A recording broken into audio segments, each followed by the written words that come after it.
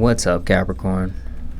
We got first the card description that for a card that was pulled from the Herbal Astrology Oracle deck. That's by Adriana Ayala, and then we'll do the actual reading itself. All right. So this particular card is Dragon's Blood. Okay, with the subtext of Anima Mundi, oneness, merging with the divine, access to the world soul, occult knowledge, initiation, universal donor, entry into the great void, also known as Sangre de Drago, or Sangre de Grado in Amazonia and South America. This plant has a long history of indigenous use in the rainforest. The sap itself looks just like blood, la sangre, and it was often painted on wounds to promote healing and seal them to prevent infection, as well as taken internally to prevent or stop bleeding. The indigenous people have used it in a myriad of ways: externally for wounds, fractures, hemorrhoids, and skin disorders; internally for acid reflux, ulcers, and colitis, and as a antiviral.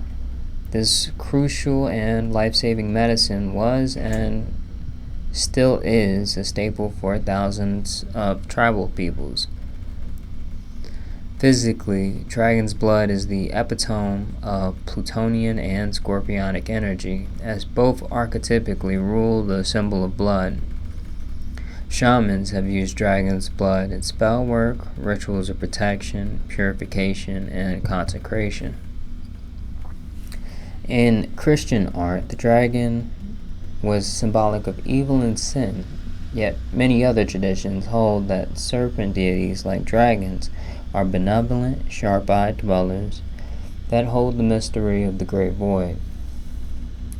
Dragons are ancient guardians of Earth, symbolizing... this is the guidance portion. Dragons are ancient guardians of Earth, symbolizing hidden knowledge and auspicious powers of supernatural origin.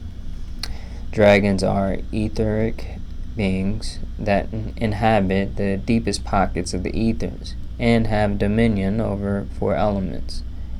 Dragon's Blood core oozes blood and representing the collective blood, the blood of nature, and serving as a gateway to the Anima Mundi, the world soul. As you enter the all-seeing portal of the great void, don't shy away from its vastness. Embrace it as you are undergoing this great initiation. With this awakening, you will discover the unique pattern you contribute to the great tapestry of life.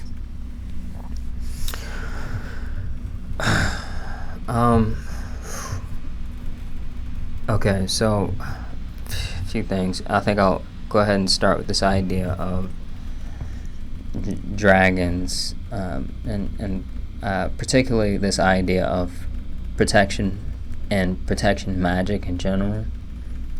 And this, when we talk about dragons, we're talking about some very ancient magic in general, right? And ability to really protect. And that is, when you develop skills around different things like altar magic and things like that, adding dragons to the mix with the solid understanding could be very powerful and help you in various ways, and really help protect the spirit and bring in various, protect your fort, and the guardian or the dragon guards the fortunes and things like that.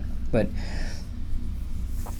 you should understand that this idea of occult knowledge is something that I've been getting a lot, particularly with Capricorn. I've noticed, and it's very interesting. You should understand that there is a very real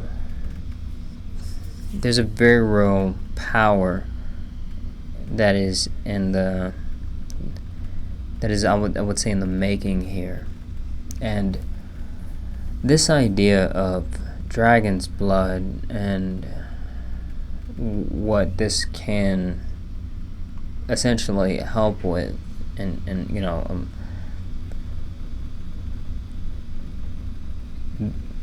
the idea of essentially being able to help heal wounds and stop, according to this right here, it says prevent or stop internally bleeding, or internal bleeding in general. We have a particular idea that I'm really getting at is this is the level of healing and the level of ability to heal in general is something that could be very much underestimated by you guys. And I think you should understand that if there is some kind of knowledge that you feel that you have in terms of ability to see something, so maybe like natural talent that you feel like you may have, right? You may want to dig deeper into that. I think we talked about actually digging into your ancestry in one of the readings, I forget which one, but the idea of digging into your ancestry or digging into concepts that are related to your history, like things and symbols that you're kind of drawn to, it could help really open up a level of really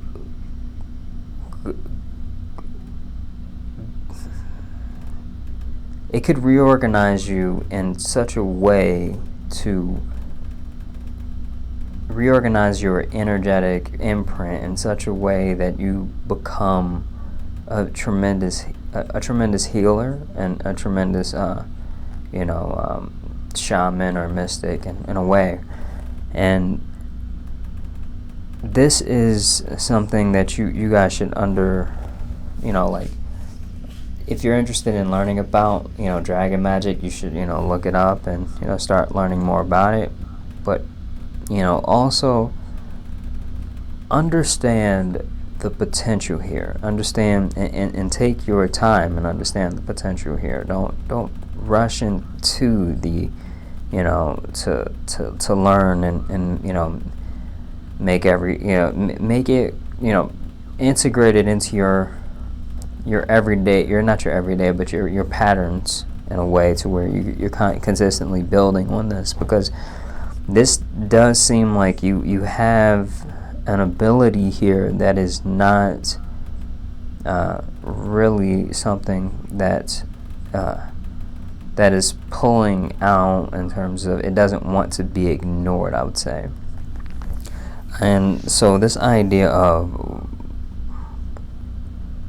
what you're capable to do, it would be preferable for you to treat this as a responsibility in terms of what happens here, what you can do here, and especially in this lifetime in general. So don't think that this, whatever you're working on, ends with work on it and consistently work on it. And I'm reminded of this idea,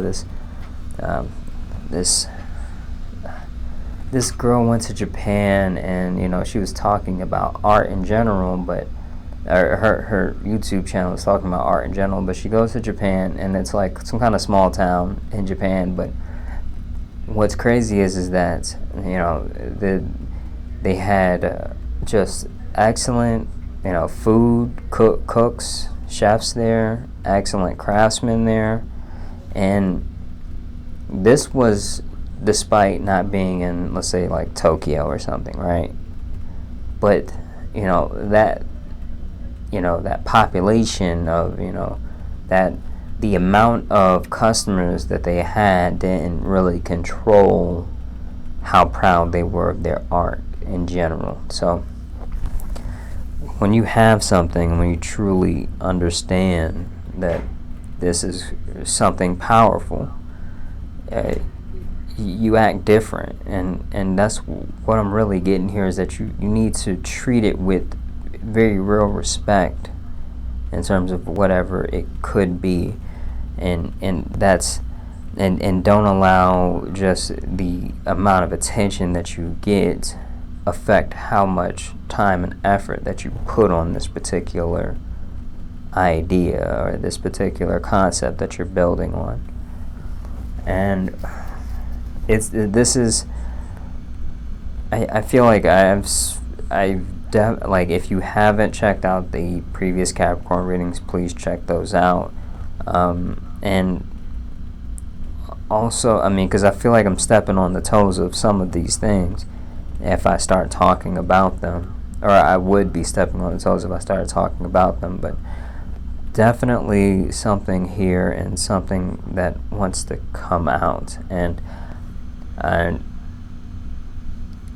usually try to just kind of like read this thing as kind of a fresh card, but this is a hard to ignore pattern at this point. So in any case, go ahead, check those out, and I will see you next week, and have a good week.